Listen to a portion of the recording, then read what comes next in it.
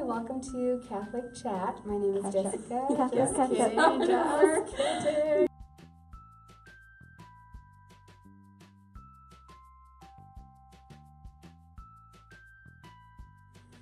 Hi, I'm Jessica Rios, and this is Catholic Catch Up. And with me we have Taylor Kingston and Father Graham Golden from the Norbertine community. So today we're here because actually it's Father Graham's first day as pastor of Our Lady of the Most Holy Rosary in Albuquerque. So thank you for taking your time to sit with us. I know, I'm sure you're pretty busy, but It's been a busy day. Yeah, tell us about your first day. Well, it's actually been a very pleasant day. We began with Mass with the staff and pastoral team here.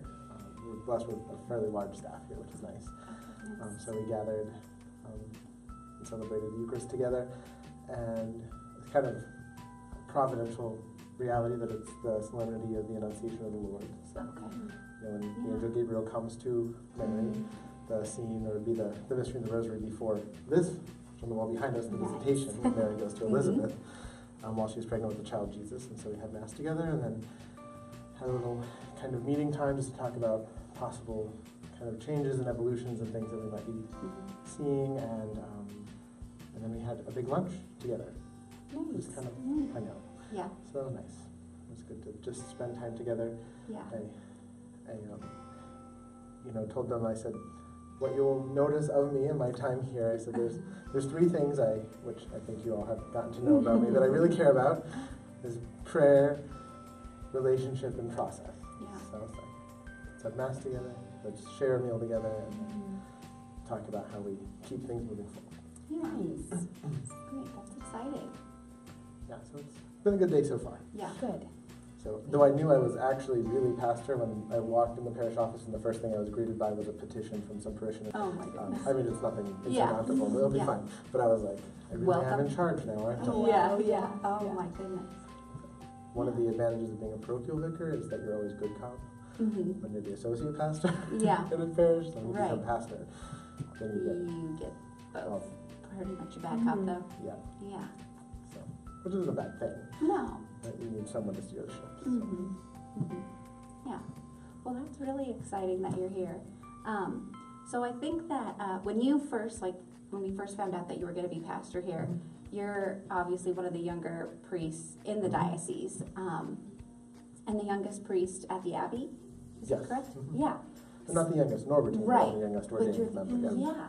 So, and I had talked with, I know Jessica and with Selena kind of about this, and I thought, like, wow, Father Graham is going to one of the largest parishes in the diocese. Right. This is like one of our own going up to the big leagues, like gonna be like real, like to me it's a big deal.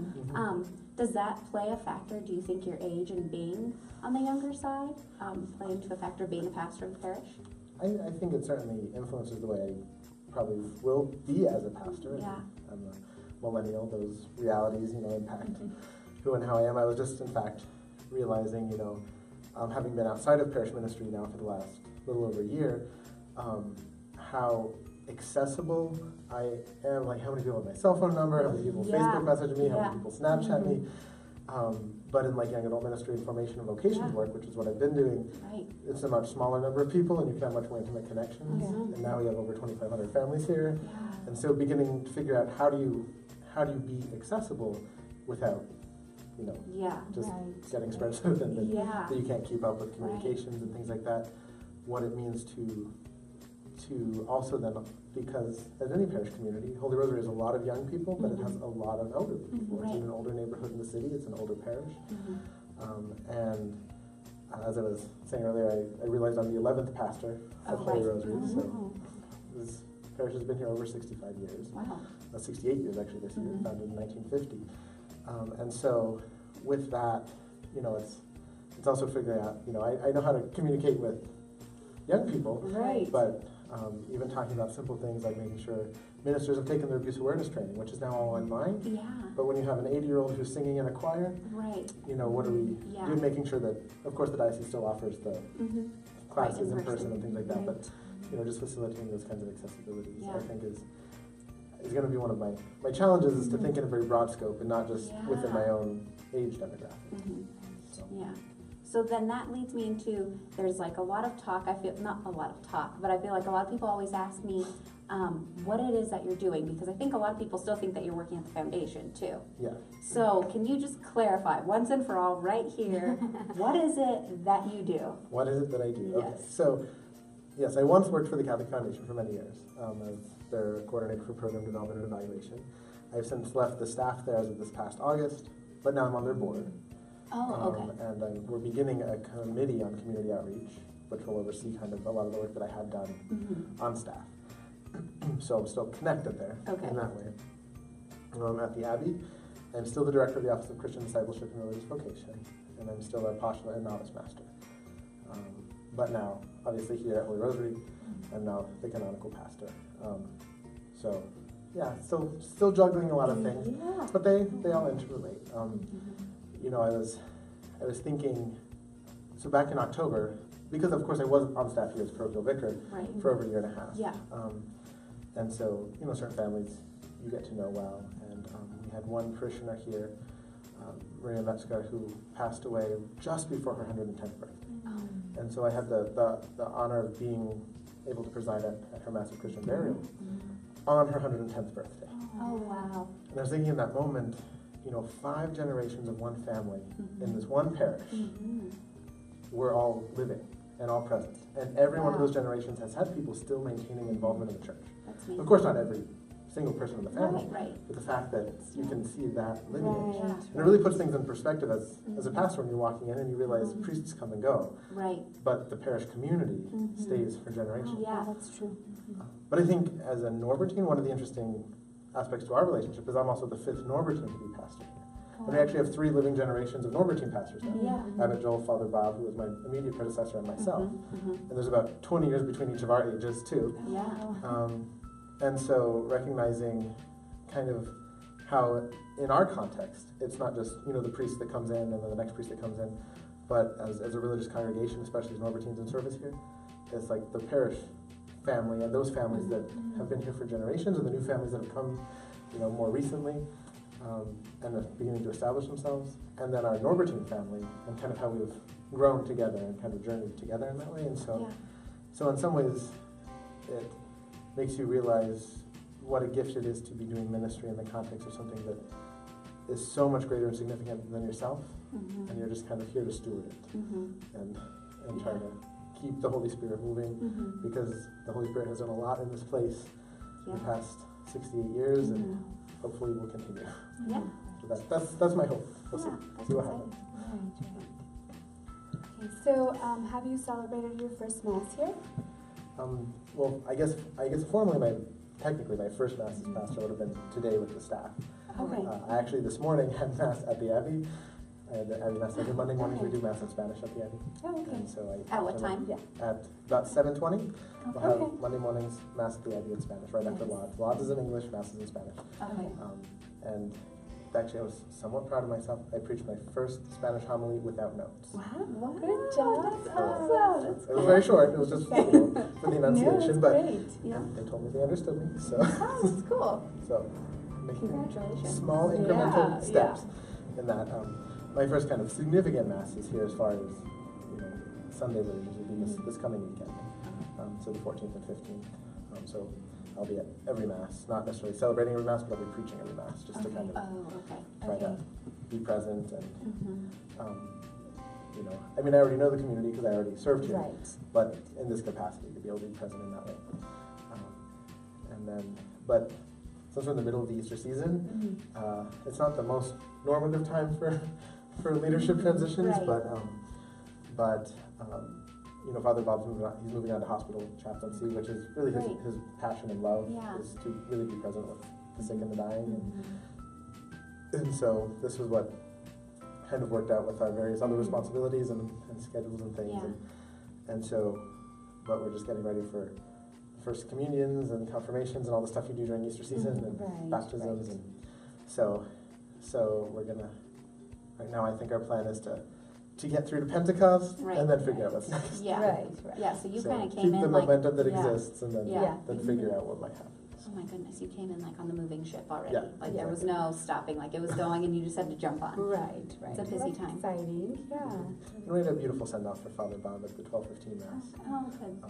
But, because as Norbertines we don't move around, we Right. spend our whole life in one place, Yeah, he'll still be around the parish, taking Yeah. Masses, Mhm. and so that's good. Oh, he good. won't be unknown. Mm-hmm. So the very high bar he set for preaching and things like that will continue, Good. at least with his presence. Yeah. So our next portion of Cafe Catch-Up is going to be, we're going to play a game. It's called Heads Up. And there's So, like yeah. with the phone and Yeah. you can do it. You can do I'm it. not good at these things. This'll help Yeah. you get into that homily mode. Just Father Bob don't- sets the bar high. Don't play that during the homily, though. Don't play Heads up. Heads up. You Yeah. could. But the letters I are so tiny. Oh, okay. So, okay, ready? Yes. Okay. So what we're gonna do is first, we're gonna do the one where it's acting it out. Okay. All right. Okay. So, should we stand up? Hold on. Oh, should we? Yeah. Okay. Opening a jar, putting something in, pouring something and drinking it. Drinking soup. A sandwich. You're putting something in a bowl. Okay, next one. Go. Chewing. Chewing with your teeth really loudly. Oh my gosh. Eating something. Snacking. Bubblegum.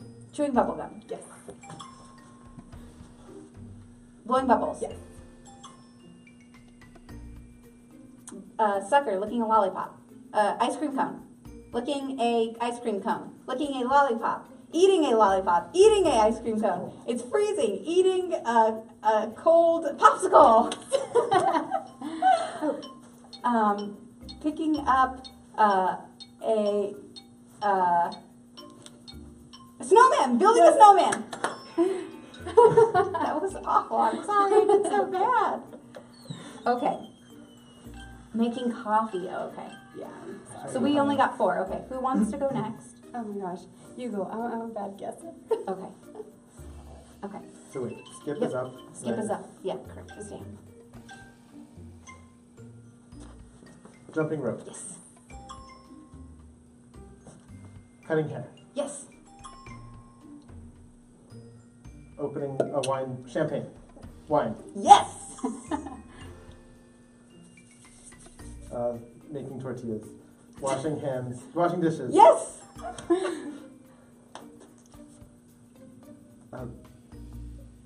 A tail. Yes.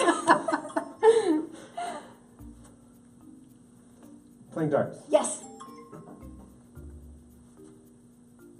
Changing a light bulb. Yes. Plugging in charging a phone. Yes.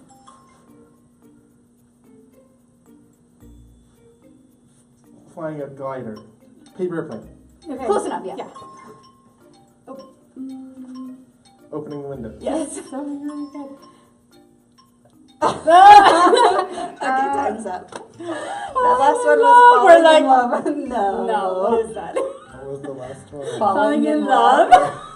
We're like, no, we're not gonna. No. Okay, that was really good. You got That 10. was, yeah. Now you have to. Okay.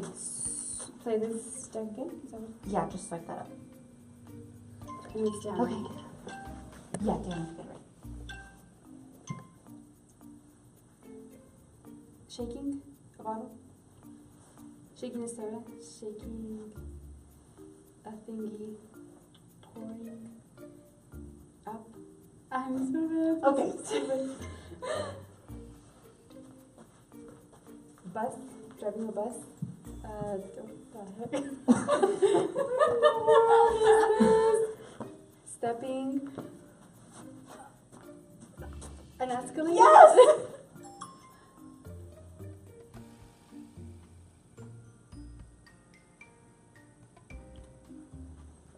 Making a sandwich.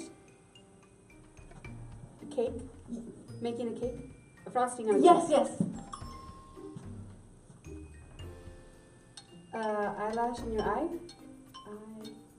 mascara, eyeliner, glasses, lenses, pupils. Putting in contact lenses. I got 2? Oh, I'm gonna do the worst. Okay. Oh, that's great. Okay. That's good. Thank you guys for watching. This was Catholic Catch Up again with Taylor Kingston and Father Praem Golden. Be sure to check online on the Norbertine Facebook page and on the Archdiocese Facebook page for this video and more videos and upcoming events. So next Friday we have Taizé, April 20th at 7:30 p.m. at the Norbertine Abbey. And again, check out our Facebook page for upcoming events. Do you have anything going on? No, just everyone's always welcome here at Our Lady of the Most Holy Rosary, and feel free to come by this weekend, the 14th and 15th, for my first masses as pastor here. And then also, if you know of any young men who may be interested in exploring priesthood or religious life, or just looking for direction in their life, we have a discernment retreat coming the beginning of May 4th, 5th, and 6th at the Abbey. So feel free to contact us for information on that. Okay, thank you.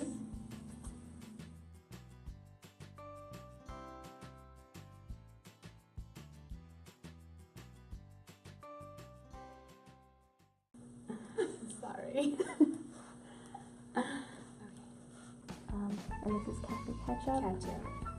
Give it ketchup. Think of like a bottle that you Of ketchup. yes introduce. Catholic ketchup. Reset. Okay, ready? We're ready. Do you know how to do it? So next Friday we have Taizé. It's not Taizé. Yeah. How do you say it? Taizé. Taizé. Yeah, Taizé. Okay. people say it all different ways. Taizé. Okay. People know what we mean. Okay. So next Friday we have Taizé. April. Stop! I can't say it. Taizé. Taizé. Taizé. Okay. Like Tay. Zay. Zay. Okay.